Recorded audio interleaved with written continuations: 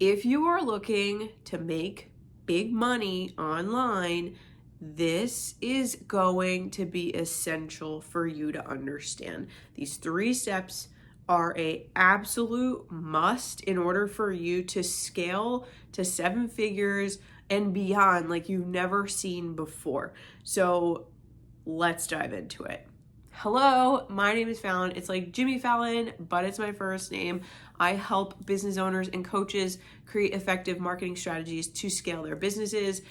And I'm really excited to dive into today's topic, which is 3 steps to outsourcing your content creation strategy. So, first things first, why would outsourcing, like paying somebody money, make you more money? Because that almost seems counterintuitive, but it's not. And I'm going to tell you why. Because you are really good at finances or at coaching or at selling or at some skill that you know that you love and you're super passionate about. Maybe it's life coaching, right?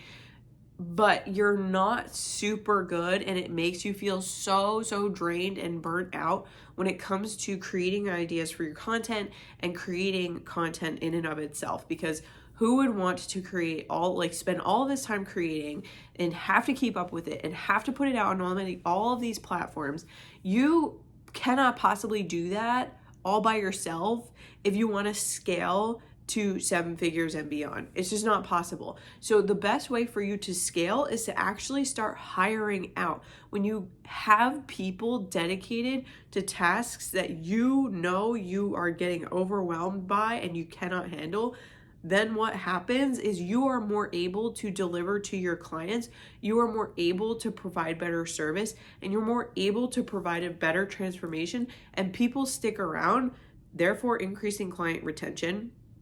People talk to their friends about it, therefore increasing referrals, and people start to spread the news. Like they literally will be your biggest advocate, which is exactly what you want, and that's going to only help increase your sales. So the best thing for you to do is to start outsourcing the tasks that make you feel super drained. So one particular topic is content creation. This is like I love this. This is my secret sauce. So so outsourcing your content creation is really essential because content creation is such a huge amount of time. Think about the different types of content, whether it's long form content, short form content, written content, email content, video content, posts, how many photos you need, graphics.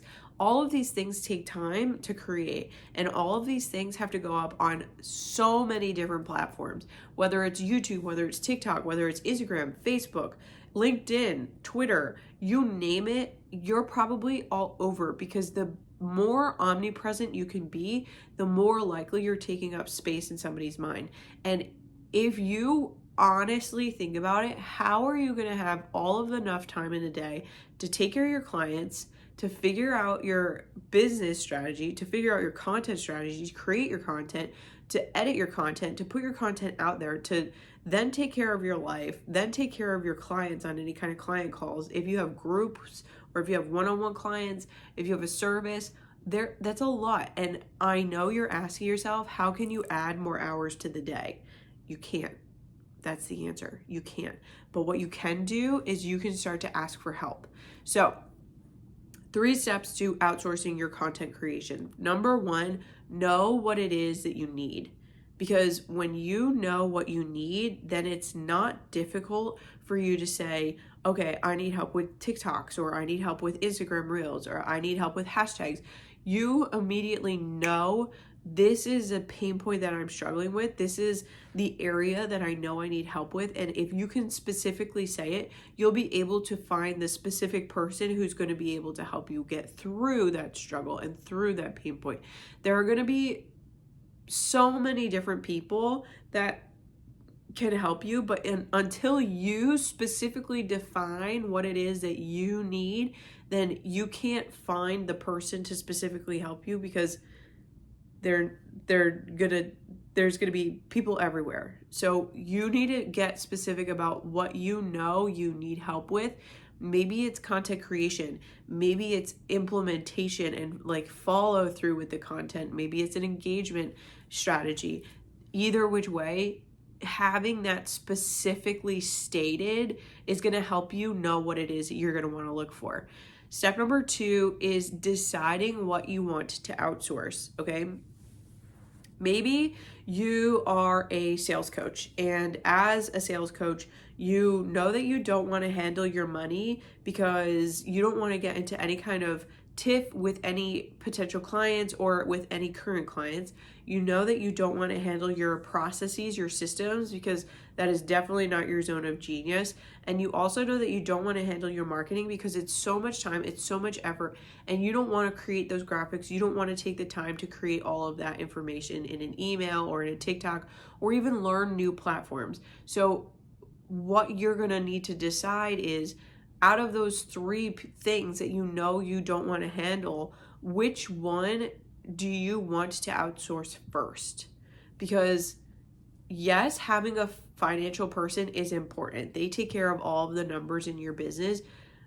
But if creating content is draining you and burning you out, like I know that it is, then you're going to want to have that outsourced first, because you're going to show up in that bad energy. You're going to show up feeling drained, and you're going to present that in your videos, in your emails, in your voice, in how you're talking to people, how you come across. And that's not going to make you any sales. So you are a sales coach. You know that you want to make sales. The best way for you to go about taking care of your particular platforms and your marketing is to hire out your marketing first. So decide what you want to outsource first. And then finally, step number 3 is to assess your return on your investment. So you might decide that you want to outsource something. You might decide that you want to outsource something, but you might find that the person you or the agency you outsourced it for and to are not coming up with the exact results that you are wanting to see. So maybe instead of seeing reach of like an increased reach of 13%, you're only seeing an increased reach of 8%. It's not to say that this person's not doing their job. They are, but it's just not to the expectation that you were hoping and anticipating for. So again, this kind of goes back to the earlier points and the earlier topics where you really need to get specific on what it is that you want and what it is that you need. And you have to decide who's going to be best to outsource that to. And then if you're getting a return, is it the return that you anticipated? Is it the return that you specifically laid out in that first step when you were deciding if outsourcing was right for you? So think about those things and really adhere to those steps, because those steps are everything. I don't know why I yawn when I'm talking, but it happens sometimes. Those steps are everything, and they're going to help you scale your business. They're going to help you start to get into more audiences, to get involved with more people, to get more reach, to get more audience members, and to ultimately generate more revenue. Because as we all know, the more likely you are to increase your relationships, your sales are a direct response of the relationships that you nurture. So again, your marketing is going to be important. And I've heard several 6-figure business owners tell me that the first thing they did on their creation journey was to have their graphics and everything outsourced, because